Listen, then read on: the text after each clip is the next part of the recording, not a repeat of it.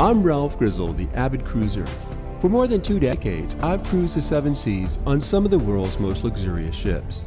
I write about my experiences on avidcruiser.com. My goal is to help people like you make informed decisions about your cruise vacations. Join me today in an exciting new mini-series as I explore the most popular cruise destinations around the world. My name is Ralph Grizzle, and I am the Avid Cruiser.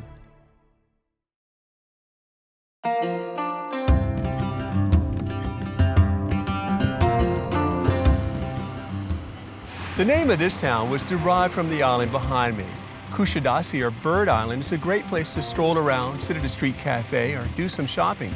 But most people come here because this is the gateway to the antiquities. Before we head out to see those, let's take a quick look around Kusadasi. Kusadasi is a resort town pulsing with life. In ancient times, it was a small port popular among trading vessels along the Aegean coast. The town existed in the shadow of the great city of Ephesus, until the harbor silted up and Ephesus began to lose its prominence. Today, Kusadasi is the gateway to Ephesus and other attractions in the region. It's also a pleasant place to enjoy the seaside atmosphere before or after your tours of the ancient sites available to you when your ship calls on Kusadasi.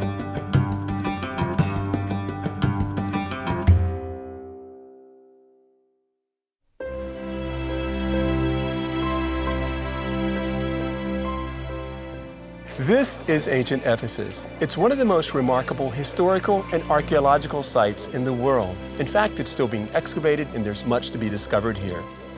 The Greeks were the first to settle here, but what we're looking at today is primarily a Roman city. It was an important commercial harbor, which you may find odd because the sea is more than 5 kilometers away. As many as 50,000 people had lived here during the Roman period, but the citizens began to abandon Ephesus when the harbor dried up and Ephesus lost its access to the Aegean Sea.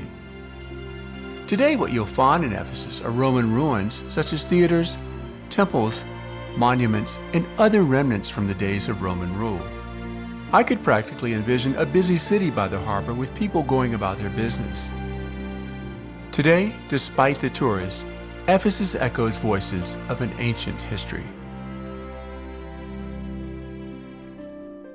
These are the terrace houses, and this is where the wealthy people in Ephesus used to live. The remarkable thing about it is that the restoration is still taking place. Like putting together a puzzle, historians have been able to piece together how people lived in ancient Ephesus. I entered the terrace houses to discover how the wealthy lived in this great city. Their homes were multi-roomed apartments with mosaics and frescoes that gave impressions of their lifestyles.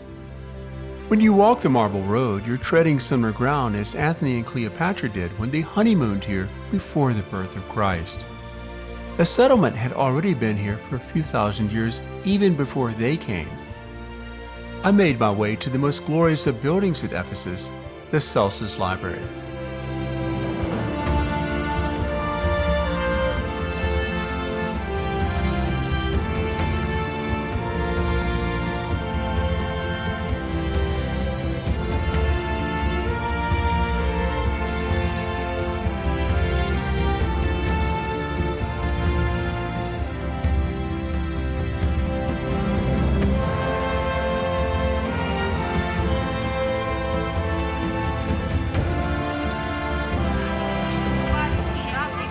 This massive complex with its great acoustics is a theater. It could hold more than 20,000 people who came to see Roman drama, gladiators fighting, and the biblical figure Paul actually preached to the people of Ephesus here.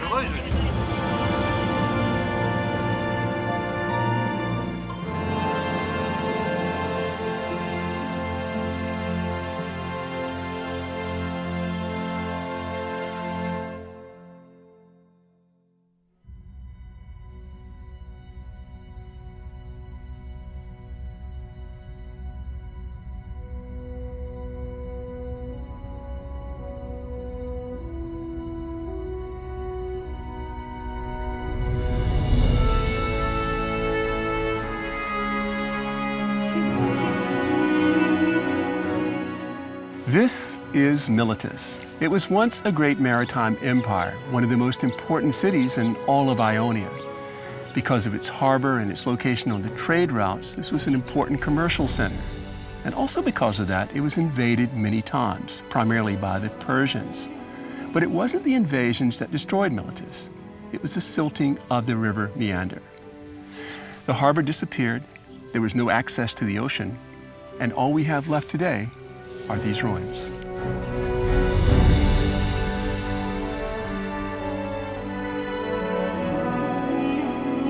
I felt as though I were stepping back thousands of years when I walked into the Grand Theater in Miletus. I could imagine gladiators battling lions here. Like an abandoned town in the American West, Miletus seems to echo with ghosts of the past and its once mighty monuments. Nearby, I visited the Archaeological Museum, where I learned how Miletus formed the basis of civic planning for all Roman cities. Once the most powerful of the cities in this region, Miletus still holds secrets in its ancient ruins.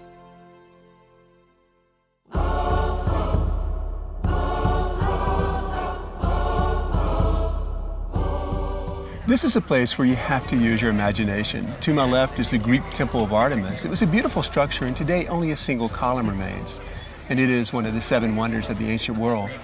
Behind me was the Basilica of St. John, and this is where the biblical figure John came to live and to write the book of Revelation. Now, this was all part of Ephesus. When the Turks took over Ephesus in the 1300s, they built the Izabay Mosque. The Izabay Mosque was constructed in the 1300s.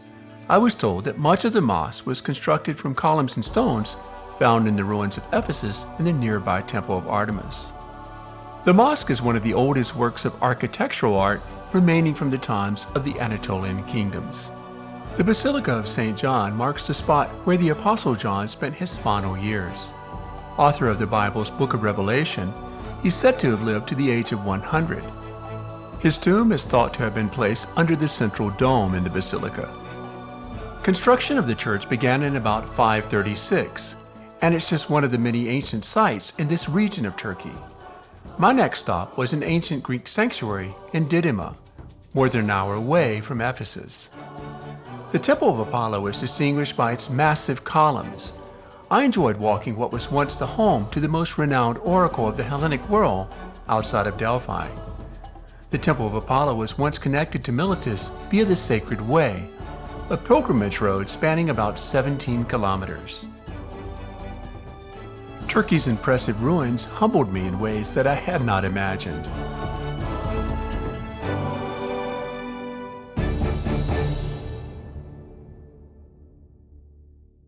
This little stone house behind me is the Virgin Mary's house. It's the house where the mother of Jesus is said to have spent the last years of her life. It was discovered in the 19th century using descriptions by a Roman Catholic nun.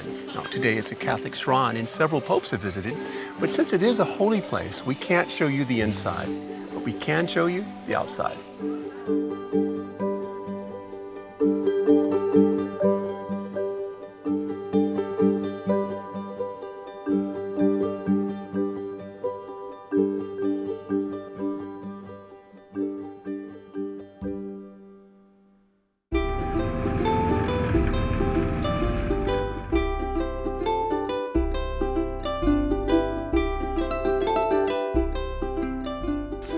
This is a lovely village, friendly people, colorful markets, and a taste of the rural life in Turkey. Now, the odd thing about this village is that when freed Greek slaves came here, they tried to hide their presence here by calling it ugly so that no one would come. In the 1920s, the Turkish government renamed it to what it is, Sirince, which means sweet, pleasant, or beautiful. Sirince is one of the most charming and authentic villages that I've ever visited. It took me back to the time when I was backpacking around the world during my 20s. The narrow streets featured colorful markets with lots of exotic items and craftspeople doing their work. It was fun to watch. I strolled around the market for about 30 minutes or so and went to the food market and looked at some of the herbs and spices, conversed with the people a bit, and then I had an ice cream, which was a lot of fun. If you haven't tried Turkish ice cream, you need to put that on your list. I was invited to have lunch in a local home. Our host greeted us in the market and motioned for us to walk up a small cobblestone street and into a small entryway where we removed our shoes and entered into the owner's small home. It was absolutely charming. We had lunch in a small upstairs room with beautiful views and a delicious spread of food. Our host did not speak English, which actually added to the charm, but our guide did, and he translated for us as we asked questions. What was it like to live here? She said she would not want to live anywhere else. Where did the vegetables come from? My garden, she said. Do you have children? Yes, a son and a daughter. Lunch was delicious, with fresh vegetables from the garden and dishes prepared with other locally produced products.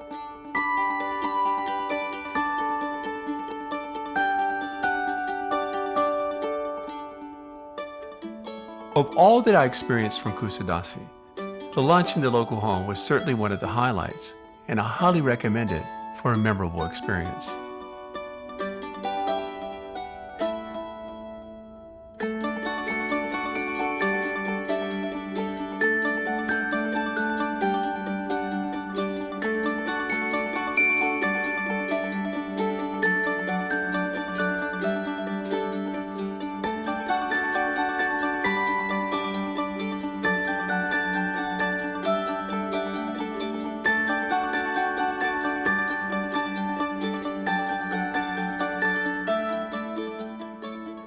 A lot of people come to Kusadasi, they visit Ephesus and they think they're done.